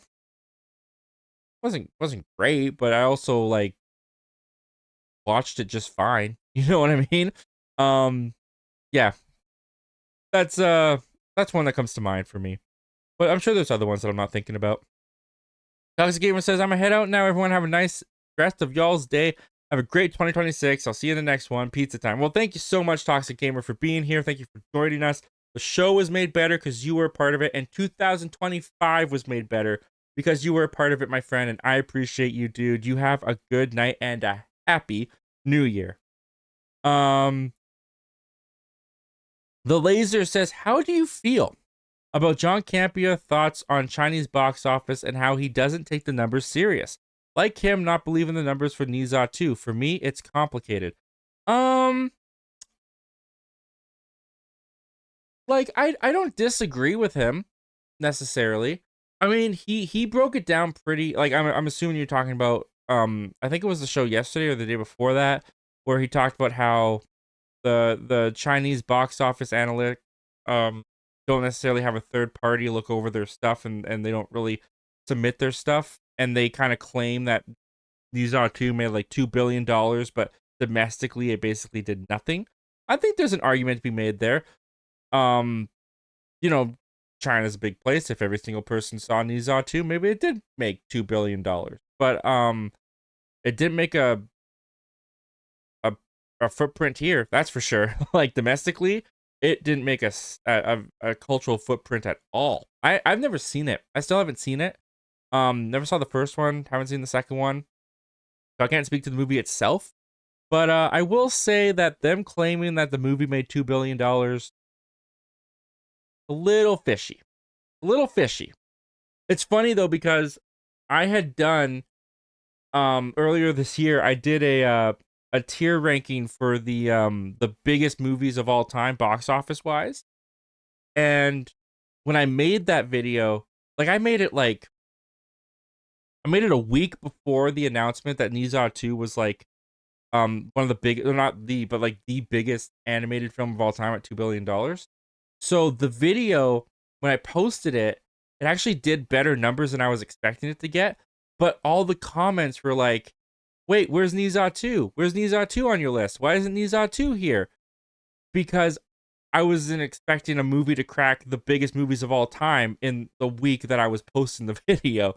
So it's just kind of funny how that worked out, where it brought people in because it happened, but then people were upset because it wasn't there. I got a crack out of that. I thought that was pretty funny. Like the Movie Man says, "Zach, you really need to watch Andor season 2. I think it's my favorite show too this year. I've heard fantastic things about it. Fantastic things. And I was liking what I was watching. I just gotta get on it. I do."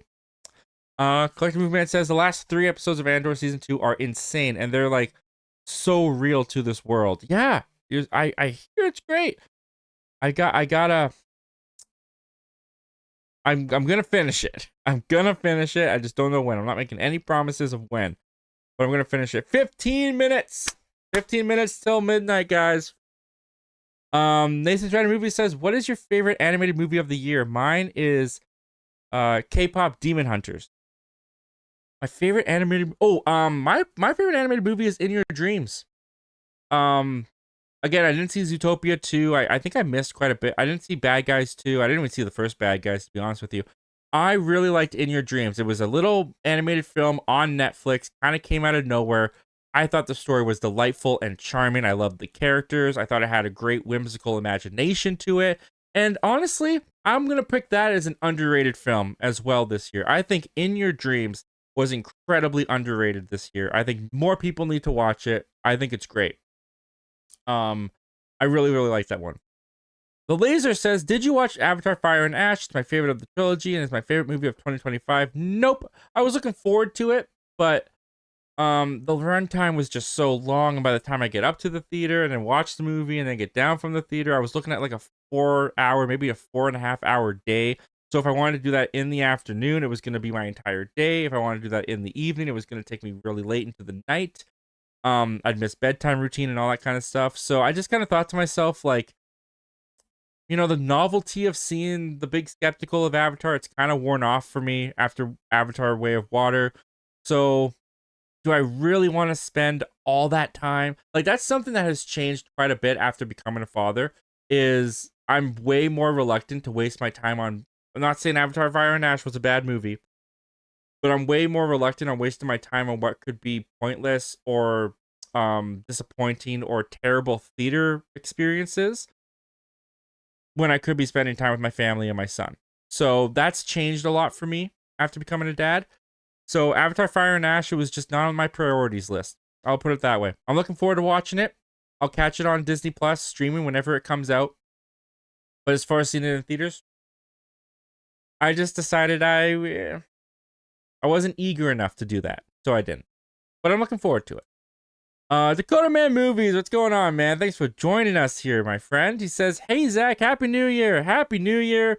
12 minutes till midnight over here, guys. Super excited to bring in the new year with you. The year of Avengers Doomsday. The year of Avengers Doomsday. I'm so excited. I'm so excited for Avengers Doomsday. Yeah, we'll talk more about it, I'm sure. The Laser says, "Did you see 3C Films is now a father?" I did see that. It's awesome. Yeah, that's great. I love Chris. Chris is such a fun content creator, and he seems like such a great guy. I'd love to hang out. I'd love to collab with him. Who wouldn't want to collab with 3C Films? I would love to collab with that guy. He seems awesome.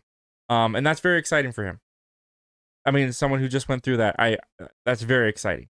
The Opethorian Alliance says, "Do you feel the Avengers Doomsday has earned the hype compared to Avengers Infinity Wars? Do you think it's a different circumstance?" I think it's different. I think Infinity War was way more earned. I think Infinity War was more of like, we all collectively built up to this. Like, we all knew, because you have to remember too, Infinity War, they announced Infinity War in 2015.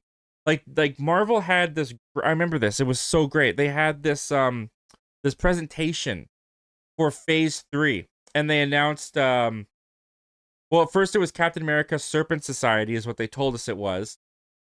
And then they announced like all the movies in Phase 3, and they got to Infinity War, and then it was Infinity War Part 1 and Infinity War Part 2. And then they switched it. They went back to the first one, and they changed Captain America Serpent Society to Captain America Civil War. And it was bam, this is your face, this is what we're building up to. So we knew for 3 years we're building up to Infinity War. Thanos is coming. Like, they told us, we all knew where we were heading, and that's what was so exciting. And then it was like, for the first time, we're going to bring every character from across these movies together. Guardians of the Galaxy, the Avengers, Spider-Man, Black Panther, like all these characters are going to be in one movie. That was insane.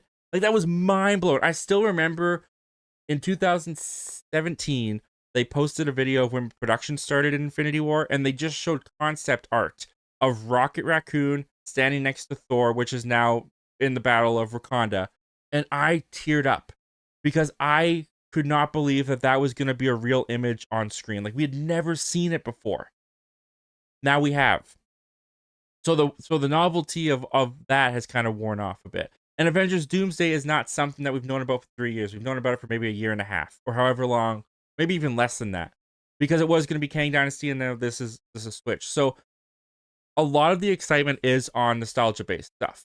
It's the concept of the multiverse is crashing. It's who's going to appear in it. We got the OG X-Men.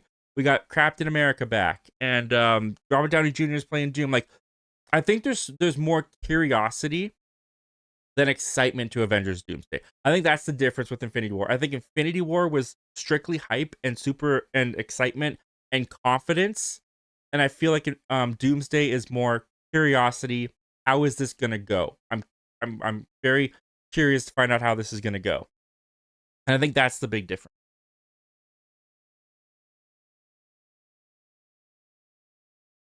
9 minutes to midnight. The Obithorian Alliance says, who would you like to cast when they eventually reboot the MCU as the new Captain America and Iron Man, the OG characters? Oh man, I don't know. I'm terrible with fan castings. I really am. I'd be sitting here for too long thinking about that. I can't answer that. I'm sorry, man. Collector Movie Man says, here's my most anticipated movies for 2026. The Odyssey, Dune Part 3, Avengers Doomsday, Spider-Man 4, Project Hail Mary, Supergirl, Michael, Clayface, and Disclosure Day. Well, in about 8 minutes, my most anticipated list is going to be dropping. But I will let you know, we have very similar lists, my friend. Very similar lists. Nathan Fan Movies says, are you going to watch Markiplier's new movie coming out in January, adapting the indie video game Iron Lung? I heard about that a couple days ago, and maybe. I have to watch a trailer for it, see if I'm interested, but I will say I just heard about it like a week ago, maybe, for the first time. I didn't even know he was making a movie. Collect Movement says 10, Super Mario Galaxy, 11, The Hunger Games Sunrise on the Reaping, 12, Drama, 13, Digger, 14, Adventures of Cliff Booth. I'm looking forward to Adventures of Cliff Booth. And 15, Toy Story 5. Yep, all good picks, man. All very good picks. All right, let's see if we can get through these. Just I'll try to go a little bit faster so that we won't go too far after midnight, because I should be responsible and go to bed. Collective Movie Man says, it's almost 3 o'clock in the morning here in Michigan. It's 2:35 a.m. right now. My mom just got home from being out. Wow, man. Late. You're up late. Thank you so much for being here with us that late, man. I know it's a late night, and I'm super excited with how or super happy. I'm grateful with how many of you guys showed up tonight, this late at night. I'm very happy to see you guys here. Collective Movement says, when I saw Avatar Fire and Ash in theaters, they played the first Doomsday trailer with Steve Rogers when that came on. Nobody made a sound. Nobody even reacted to it.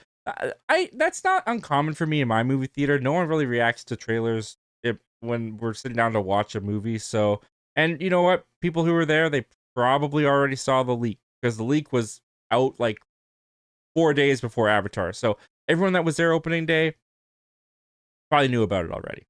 The Obithorian Alliance says, what was your favorite streaming service to use this year? I used a lot of Disney Plus, not gonna lie.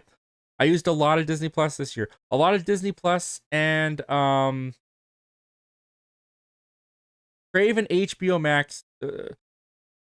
Crave is the service in Canada that you get HBO Max through. So I used a lot of that this year as well. So those were my two, Disney Plus and Crave, which got me into HBO Max. The Laser says, did you see Zootopia 2 has made over 1.4 billion worldwide and has passed Frozen 2 to become Walt Disney Animation's biggest film yet? Zootopia is already to hit the top 10 biggest movies of all time. That's insane. That's insane. But if anyone was going to do it, it was going to be that fox and that rabbit. So I'm not too surprised. I knew it was going to be a huge movie. The question was Zootopia 2 or Avatar going to be the biggest movie at the end of the year? And Zootopia 2 did not disappoint. We'll see how Avatar pans out. Nathan says, have you seen Pluribus from Vince Gilligan of Breaking Bad? I have not. I've heard great things about it, but I've not seen it myself. Collect Movement says, the only way you can get Netflix movies is if you bootleg them or buy them from bootleggers. I mean, that's one way to go if you want to. I've never gone through the trouble of doing that, but if you want to, I'm not condoning it. I'm just saying that's a way to go. The Obithorian Alliance says, the problem with the ending is that it doesn't make sense. I won't say how it doesn't make sense because of spoilers, but it's very up to interpretation. Would have happened. Are you talking about Stranger Things? Because I slightly agree with you, but there's something that I missed that my brother pointed out that made the ending make more sense to me. And that might be what's going on with you, because I did think it was up more for interpretation.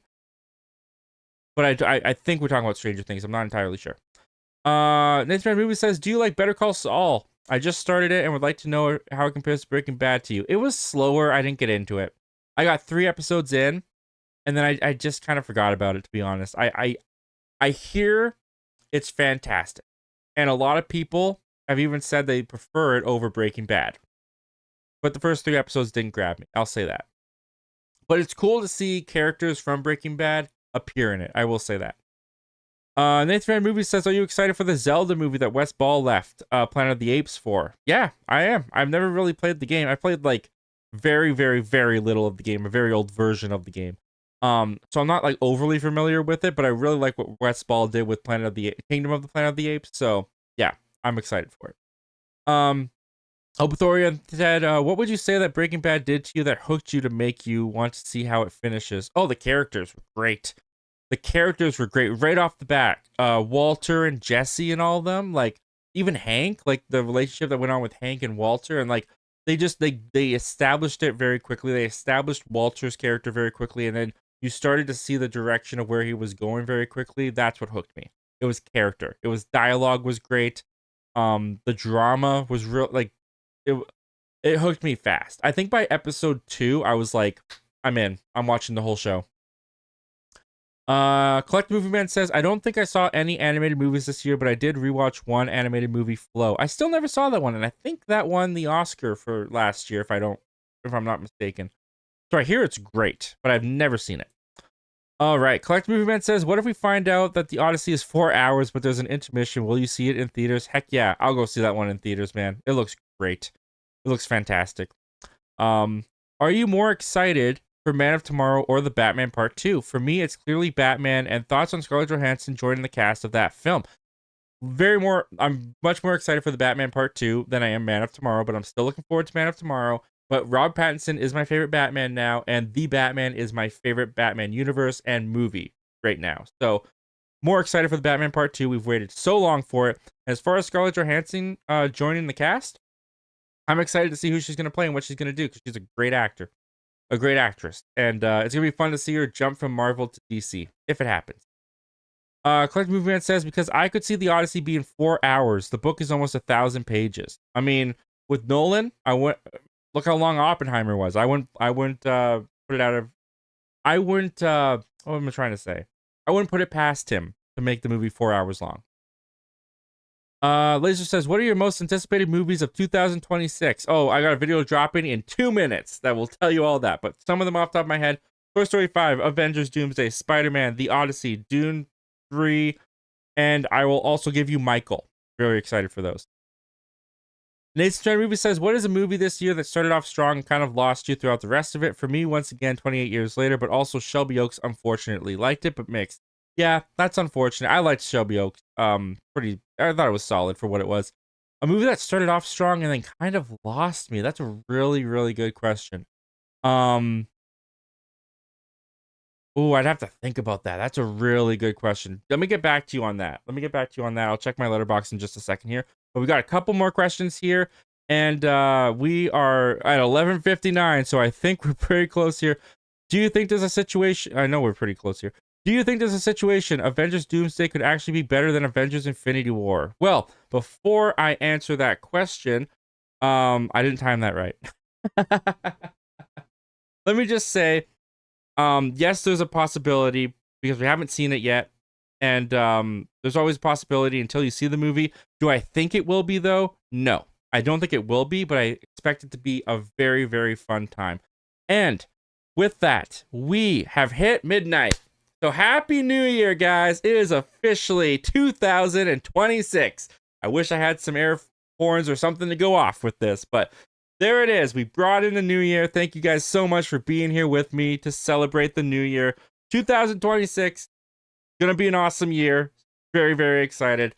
The Laser says, yo, man, it's 2026. Have a great night, man. I'm gonna go rest. Love watching the stream. Loved having you here. Thank you so much, Laser, for being here with us. Go have a great sleep, man. The show was made better, and 2025 was made better because you were a part of it, and I appreciate you. You have a good night. Nathan Movie says, I personally do not like how Marvel has set up all these new characters like Shang-Chi and Sam Wilson over the past few years. just to not trust them to lead an Avengers film and bring back Chris Evans. I mean, we'll see how much they're in it. They are a part of the cast. They were on the chairs, so they're gonna be in it. We'll see what their roles are, but yeah, it I don't know, man. They botched a lot of it. They really did. They botched a lot of it.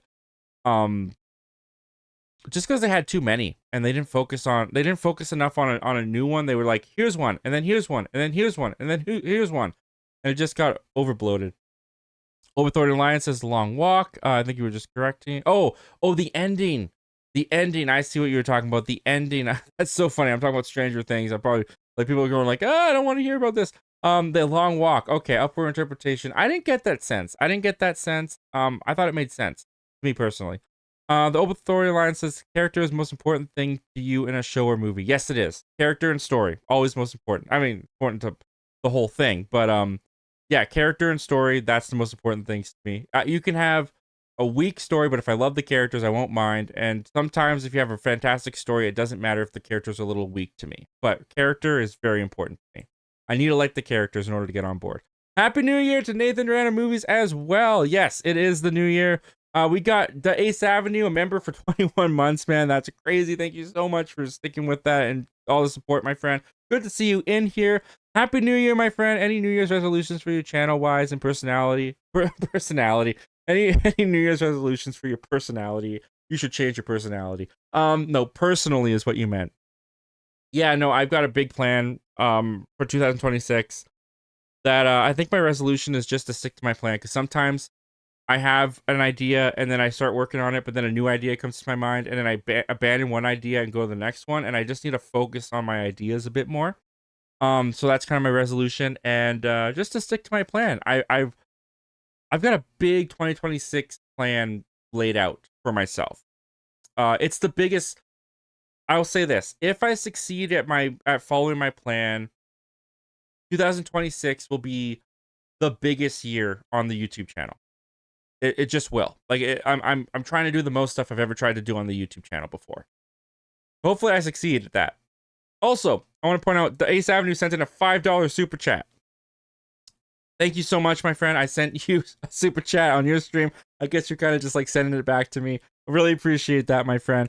He says, I need to see Steve Rogers and Scott Summers side by side on screen. I'm so happy that it looks like James Marsden is getting some love. Can't wait. I have not watched that leak. I'm going to watch the official trailer, but my brother told me a lot about it. So I do know what to expect, and it sounds pretty awesome. It sounds pretty awesome.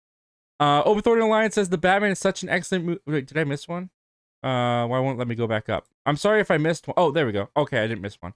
The Batman is such an excellent movie because it's not just a superhero movie. It's so much different in ways, and because the Riddler as the villain, hopefully the second Batman. Hopefully the second Batman. Did I miss ways to put? And that's because of the Riddler as the villain. Hopefully the second Batman. I think we missed a part, but I agree with you. The Batman was like a David Fincher 7 type film, which we'd never gotten with Batman before.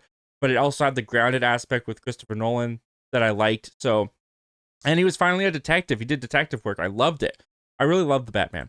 Collective Movie Man says, Happy New Year to you, Zach. Happy New Year to you, Collective Movie Man. I'm going to go get going. Have a good night. It's 3 a.m. for me. I appreciate you so much for being here that late, man. The show was made better, and 2025 was made better because you were a part of it, and I appreciate you so much, man. Let's see. Nathan John Movie says, Night, man. The first thing I typed this year. Good night and have a good year. Oh, that's so nice, man. Thank you, Nathan. Have a great new year. And the show was made better, and 2025 was made better because you were a part of it. And I appreciate you, my friend. You have a good night. Collective Movie Man, 99 cents sent in. Dude, thank you so much for supporting the channel on that level. That is so kind of you. I really appreciate all your support. And Overthorn Alliance says, hopefully there's consistency with the gym. It's very important. That is also a personal New Year's resolution. I do want to get more consistent in the gym. I do want to improve my health. It's very important. And I want to be here a long time for my family. So that's also important. With that, guys, we have done it. We've rung in the new year. Thank you guys so much for joining me on this stream. We've crossed the threshold. It is 2026. I am so excited for this year. I'm so excited for the content. I'm so excited for the movies. I'm so excited to talk more with you guys with more live shows in 2026. With that, guys, it is late. So it is time for me to get to bed. But as always, guys, thank you so much for watching. Thank you so much for 2025 for sticking with me for another year. Here is to 2026. And don't just watch movies in 2026, talk movies. I will see you guys, well, in the new year. Take care.